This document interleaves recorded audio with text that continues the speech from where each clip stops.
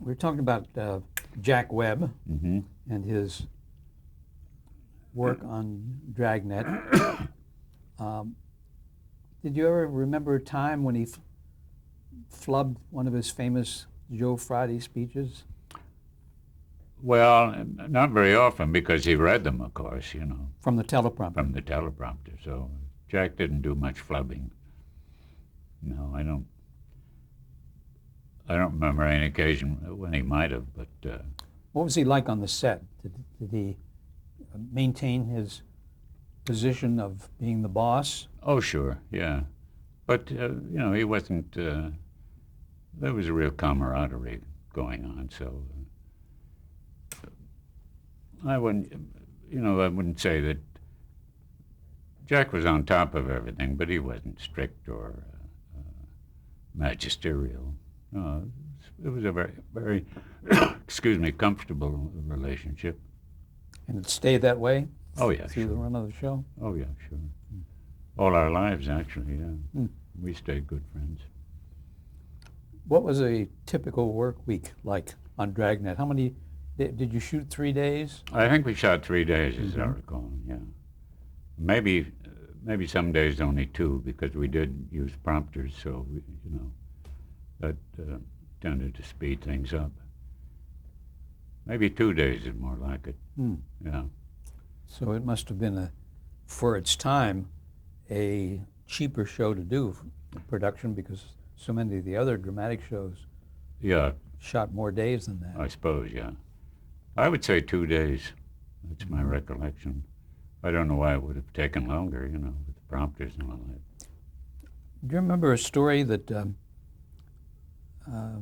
Webb wrote called the LSD story? You remember that episode? No, I don't. In Dragnet, you mean? Yeah. Oh, no, I don't. Um, Maybe I was on it at the time. then there was another episode called The Interrogation, which consisted of an internal affairs interview conducted by Jack's character and your character, Gannon. Hmm. That was the one in which he made a speech toward the end of the episode about the responsibilities of a police officer. Oh, his God speech. Yes, is that what you called it? Yeah, his God speech. Tell me about that. Well, he used to do that every once in a while. But they were very effective and very well done, very well written. I think Jack probably wrote most of them. And you evidently got a lot of fan mail Yeah, requesting copies Yeah. of that speech. yeah, right. And did they supply that to the I think so, yeah, Right. as far as I know, yeah. Is there any particular episode, Harry, that stands out in your mind that you remember, or a storyline that you remember that you want to tell us about? No, not particularly. But, There was one called DHQ Night School, I don't. and that's where you attended a psychology class Oh, I don't remember at a that. college, and evidently somebody had some marijuana or something. No, I don't remember that. Did the show, though, try to keep up with the times? In other words, there Oh, were no... I think so. As I say, we had an officer from the police department with us every time to make sure that the technicalities were all correct.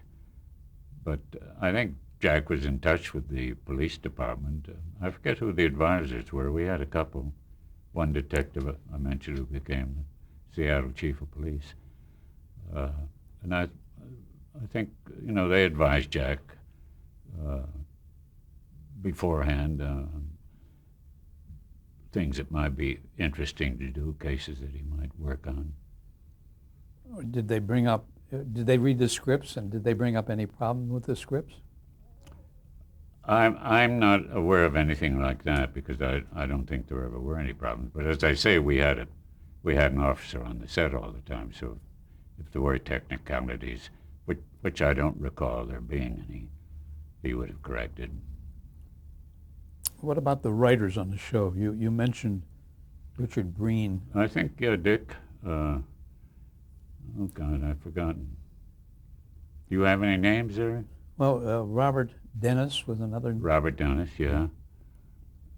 but they evidently were the main suppliers of the scripts on the Yeah, show. yeah. Uh-huh.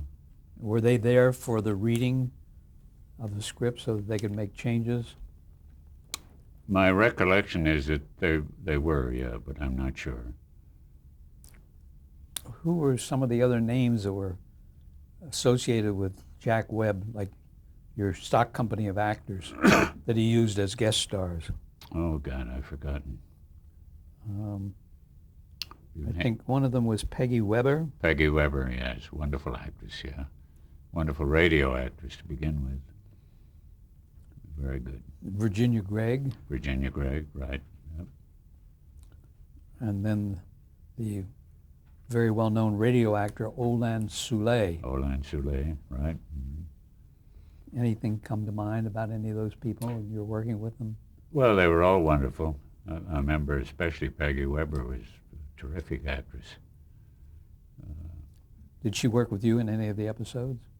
Oh, sure. Yeah. I think I worked with all of them, yeah. But Jack and I were pretty much through most of the shows, you know, with whoever the guest stars were. We both worked with them. You had scenes with them. Yeah, yeah. There was another name of that kind of stock company, Art Gilmore, who did a number of the episodes. Oh, yes. Art was a very well-known announcer for NBC, I think. I think he played like inspectors and superintendents. He was a very distinguished-looking man. Authority. Yeah, right. And then another name was Jack Sheldon, who was a Oh, comedian. Jack Sheldon, the trumpet player. Yes. Yeah. Yeah, Jack played, sort of the comedy parts. He was very funny. Never played the trumpet on the show. But Then- he was a good friend of Jack's, too, off stage. Of Jack Webb. Yeah, right. Yeah. It was kind of interesting that he would be among your group there because he was so offbeat. Yeah, he was, yeah. Yeah. Very offbeat. Very funny. Now, you had a lady who played your wife, Eileen, on the series, Mrs. Gannon. Mrs. Her Gannon. name was Randy Stewart. Randy Stewart, oh, yeah. Yeah, I'd forgotten that. What was she like? She was very pretty and very nice. Very warm. Suitable wife for Bill Gannon. Did you, on the shows, did you have any conflict with her at all? Oh, no, no. No. No, we were very lovey-dovey. Or did But you? I think, as I said, we did have Jack over to dinner a couple of times. And they were kind of offbeat scenes from all the detective work. You mean on the screen you had him over? Yeah, on the screen. Uh-huh. Yeah, yeah. Did you ever have him over in real life? In real life? Yes. Oh, Jack? Yeah. Oh, sure, yeah. Yeah. But mostly I went over to Jack's house. I spent a lot of time at Jack's house. He had a great setup. He had a wonderful cook named Fred, who was a Filipino, marvelous cook. And he was not married or didn't have children at that time. Well, he had children, but he wasn't married. Yeah. Yeah. And then I think you went out to dinner with him you had a favorite restaurant. Here, I remember one article I read that mentioned that restaurant, What, that you went out to dinner with Jack Webb quite a bit. Trader Vic's? Yeah. Oh, yeah, yeah. Mostly because of the libations, I think. Jack was liked to have a little Little spirits. spirits once in a while. Do you recall what reaction the show got from the actual law enforcement officials? Were they proud of it? I think that's my impression that they were. Yeah, yeah. Mm-hmm. I remember we had a visit from the chief of police one time, Tom Redden. Did he make a speech?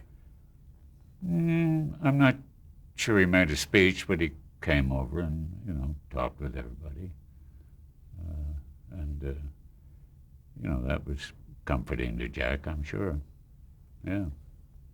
One of the negative things that I read about the Uh-oh. show.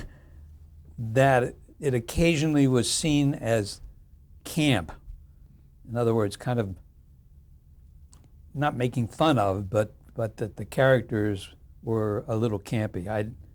I did never personally experience that, and I was one of the big viewers of that show. No, I'm not aware of that, but if that was true, it was probably my fault. Well, your character wasn't all that studied. I mean, you didn't. No. I was pretty loose, yeah.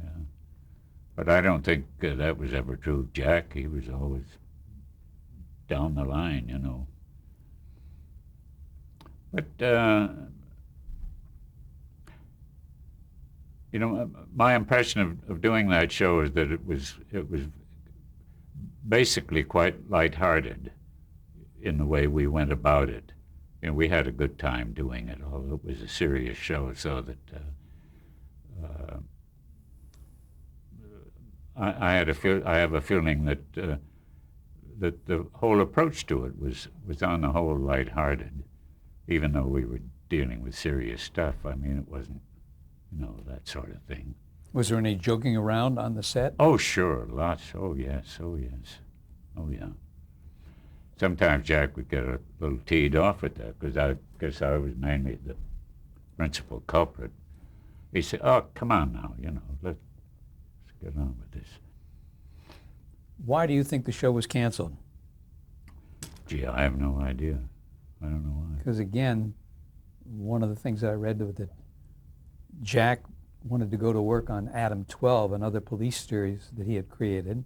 Yeah, but I think that wasn't in it in Jack's heart to the same extent that, in fact, he wasn't in it. I directed a couple of Adam 12s. Had you ever heard that he instigated the cancellation Of Dragnet? of Dragnet? No, I can't imagine that. Mm-hmm. No, I wouldn't. Adam 12 wasn't in it with Dragnet. I don't know why he would abandon Dragnet for Adam 12, in which he, you know, except that he produced it and directed some. He really wasn't that involved. It doesn't seem to make too much sense. No, it doesn't, no. What would you say the legacy of Dragnet is? I mean, the fact what is carried through. Well, I think it was a very solid show about police and detective work, honest, straightforward, no compromises, and it had a good message, and I think it was done seriously and with a very good point of view, and entirely beneficial, it seems to me. It certainly is one of the more memorable series that was on television. Yeah, that's the way I felt. Even if I'd never been in it, I thought it was a great show. And a lot of tribute is due to Jack for that. He died in 1982, I think. Yeah. 83. Quite I don't know if a I lot. have the right. Yeah. That must have been a shock to all of you. Yes, it was, yeah.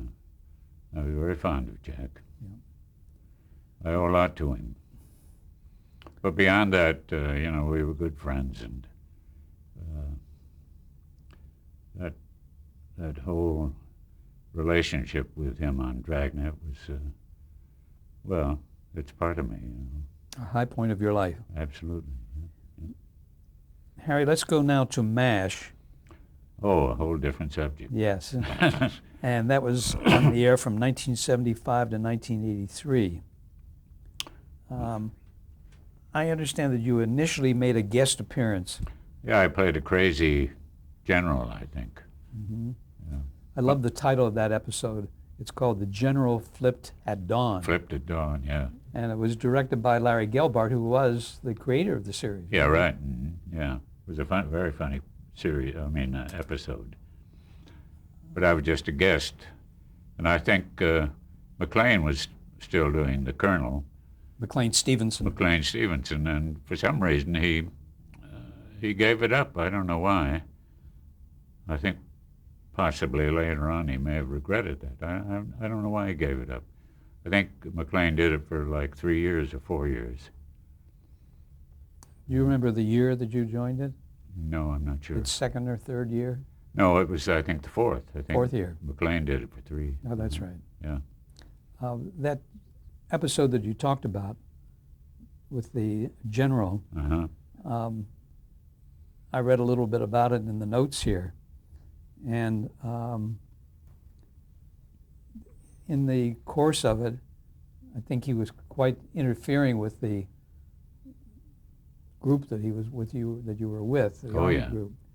And Well, he's a little bit nuts. yeah, Yeah.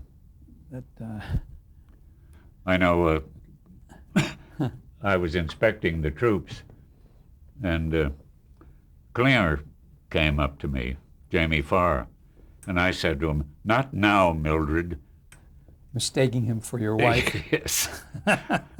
And I don't know, I with Loretta, I said something about, like to see a little more fullness on that chest, Major. The funny part, yeah. That was Loretta Swit. Loretta Swit, yeah. And what did she play? Hot Lips? Hot Lips, yeah, yeah. She was a major.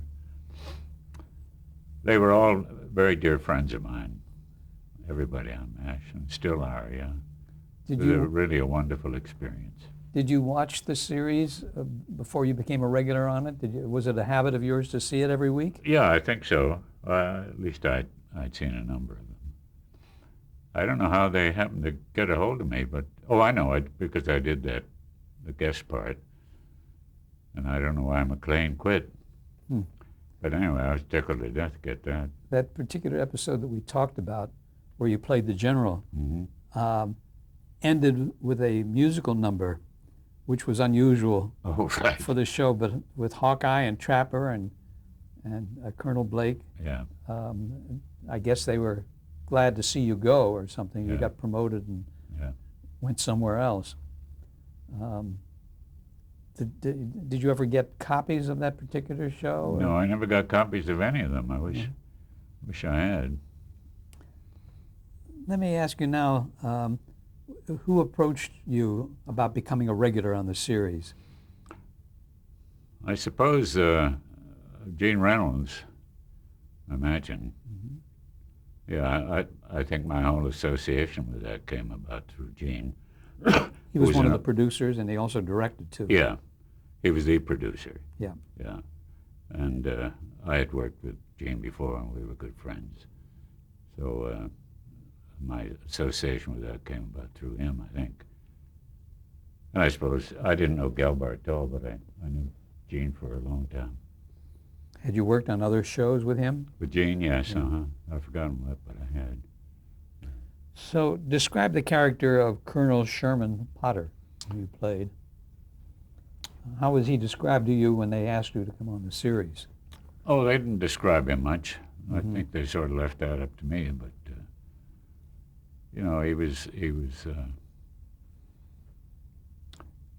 he was a commanding officer, but a kind man, and But he had to remain as an authoritative figure. oh yeah, yeah. But he was whimsical and humorous. What were his strengths? Well, he was firm. He was a good officer, and he had a good sense of humor. No, I think it's the best part I ever had. I really loved playing Colonel Potter. Did you get a lot of fan mail? Oh yeah, a lot of fan mail. Yeah. Did you read the fan mail? Oh sure, yeah. Did I answer it? Sometimes. What were Colonel Potter's weaknesses? I mean, in terms of his character. Well, I think he was kind of sentimental. That's not a character weakness, but probably an officer weakness. He was very human, very kind, and wonderful character. Wonderful. Pretty much like myself. I'm going to ask you a question about what kind of surgeon was he? Oh, I think he was a good surgeon. Yeah. Oh, yeah, yeah. So he was interested in saving lives. Oh, absolutely, of course. Oh, yes, dedicated. Well, they all were, yeah. Oh, sure, that's at the core of the whole show. Absolutely. And I think sometimes that got lost maybe in doing the show because although it was an integral part of the show, it wasn't emphasized in every episode. But that was at the core of the whole show, that this was a great medical crew. Absolutely. And All of them. And each person on there had a responsibility. Oh, absolutely. Absolutely, yeah. Do you remember when they were offering the part to you, how they described Colonel Sherman? No, I don't. I don't really. I don't know whether they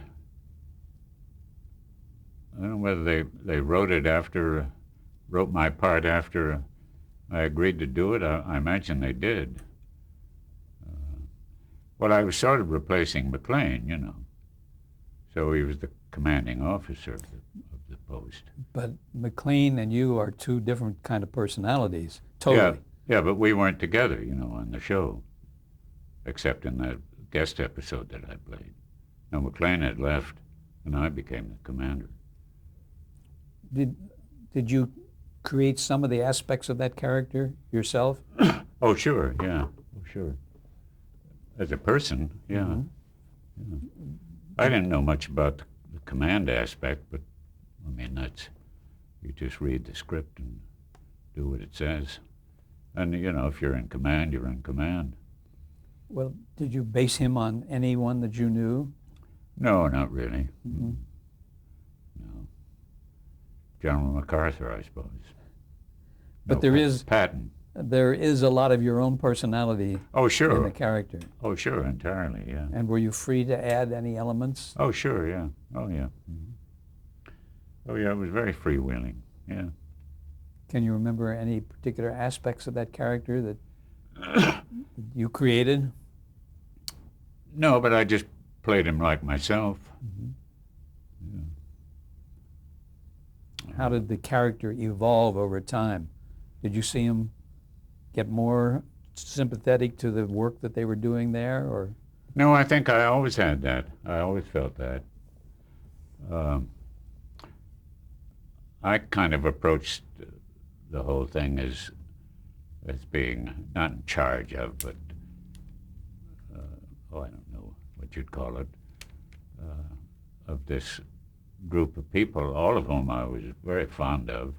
We had a wonderful relationship. I've never been on a show where I absolutely liked every person on that show very dearly. And that came about almost instantly, so it was just a breeze to play. And I don't think we ever lost that kind of relationship between me and all the other characters. It was really a dear group. There are some aspects of your character that we'd like to just touch on for a moment. Sure. And that was the colonel was an amateur painter. Oh, yeah. Yeah. How did that painting of the thumb come about? God, I don't know. I forgot. You remember that? Yeah, I do, yeah. And what about his family life? Well, you didn't hear much of that. Mildred was his wife, and I'd get a letter from her once in a while, but we didn't go into that too much. I don't think I had any children, as I recall, no. But Mildred was brought in once in a while. Although, of course, you never saw her. I think he had a horse too, didn't he? Oh, I had a horse, yeah. Yeah. Oh, yeah, that was a big part of the show. Forgotten the name of the horse. Were you a rider? Yeah, I had ridden quite a bit. I rode a lot in Oxbow Incident. No, not so much. But I did a few westerns over the years. One of the other characteristics that you brought to the character was this kind of homespun vocabulary. Oh, yeah, yeah. Was that written especially for you? Yes, uh-huh. And then I would try to embroider it if I could think of anything. Yeah, that was a good part of Potter's Did character. the embroidery come about from where you were born and raised in Yeah, I Michigan, suppose, sure. Yeah, and contacts that you'd had with sure. other people? People Anything that- come to mind there? But No, I are don't there any think. sayings that you No, still I- use today? No, I don't think of any. Unless you've got some there No. that I can recall. Did you do any military or medical research to prepare you for the part?